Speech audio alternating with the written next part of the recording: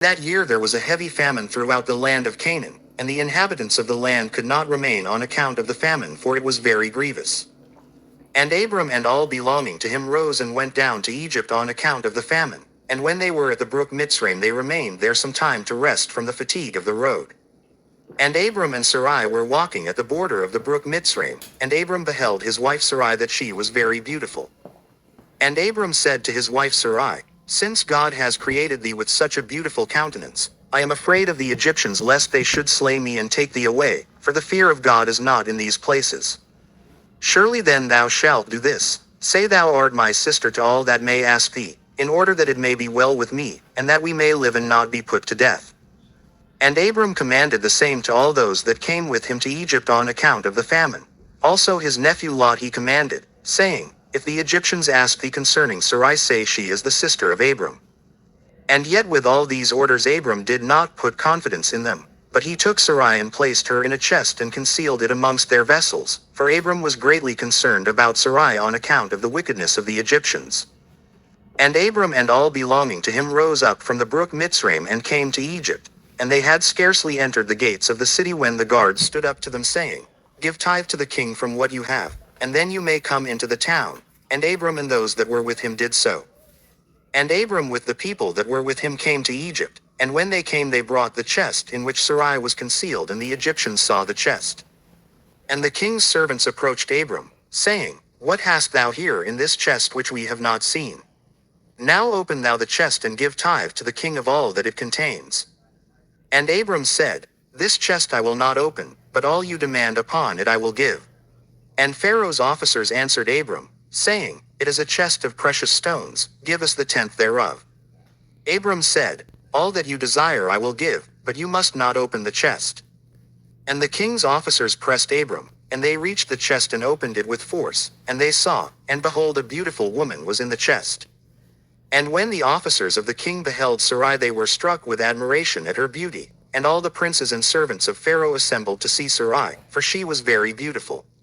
And the king's officers ran and told Pharaoh all that they had seen, and they praised Sarai to the king. And Pharaoh ordered her to be brought, and the woman came before the king.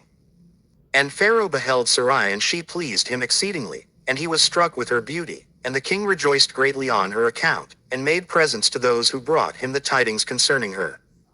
And the woman was then brought to Pharaoh's house, and Abram grieved on account of his wife, and he prayed to the Lord to deliver her from the hands of Pharaoh. And Sarai also prayed at that time and said, "O Lord God, thou didst tell my lord Abram to go from his land and from his father's house to the land of Canaan, and thou didst promise to do well with him if he would perform thy commands. Now behold, we have done that which thou didst command us, and we left our land and our families, and we went to a strange land and to a people whom we have not known before. And we came to this land to avoid the famine, and this evil accident has befallen me. Now therefore, O Lord God, deliver us and save us from the hand of this oppressor, and do well with me for the sake of thy mercy." And the Lord hearkened to the voice of Sarai, and the Lord sent an angel to deliver Sarai from the power of Pharaoh. And the king came and sat before Sarai, and behold, an angel of the Lord was standing over them. And he appeared to Sarai and said to her, "Do not fear, for the Lord has heard thy prayer." And the king approached Sarai and said to her, "What is that man to thee who brought thee hither?" And she said, "He is my brother." And the king said, "It is incumbent upon us to make him great, to elevate him and to do unto him all the good which thou shalt command us." And at that time the king sent to Abram silver and gold and precious stones in abundance, together with cattle, men servants and maid servants. And the king ordered Abram to be brought, and he sat in the court of the king's house, and the king greatly exalted Abram on that night. And the king approached to speak to Sarai, and he reached out his hand to touch her, when the angel smote him heavily, and he was terrified, and he refrained from reaching to her. And when the king came near to Sarai, the angel smote him to the ground, and acted thus to him the whole night, and the king was terrified. And the angel on that night smote heavily all the servants of the king, and his whole household, on account of Sarai, and there was a great lamentation that night amongst the people of Pharaoh's house. And Pharaoh, seeing the evil that befell him, said, "Surely on account of this woman has this thing happened to me." And he removed himself at some distance from her and spoke pleasing words to her. And the king said to Sarai, "Tell me, I pray thee, concerning the man with whom thou camest here." And Sarai said, "This man is my husband, And I said to thee that he was my brother, for I was afraid, lest thou shouldst put him to death through wickedness.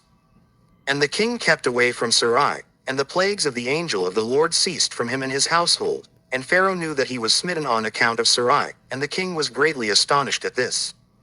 And in the morning the king called for Abram and said to him, What is this thou hast done to me? Why didst thou say, She is my sister, owing to which I took her unto me for a wife, and this heavy plague has therefore come upon me and my household? Now therefore here is thy wife, take her and go from our land lest we all die on her account. And Pharaoh took more cattle, men servants and maid servants, and silver and gold, to give to Abram, and he returned unto him Sarai his wife. And the king took a maiden whom he begat by his concubines, and he gave her to Sarai for a handmaid. And the king said to his daughter, It is better for thee, my daughter, to be a handmaid in this man's house than to be mistress in my house, after we have beheld the evil that befell us on account of this woman. And Abram arose, and he and all belonging to him went away from Egypt, and Pharaoh ordered some of his men to accompany him and all that went with him. And Abram returned to the land of Canaan, to the place where he had made the altar, where he at first had pitched his tent. And Lot the son of Haran, Abram's brother, had a heavy stock of cattle, flocks and herds and tents, for the Lord was bountiful to them on account of Abram.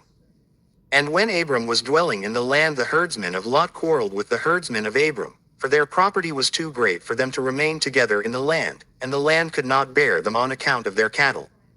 And when Abram's herdsmen went to feed their flock, they would not go into the fields of the people of the land, but the cattle of Lot's herdsmen did otherwise, for they were suffered to feed in the fields of the people of the land.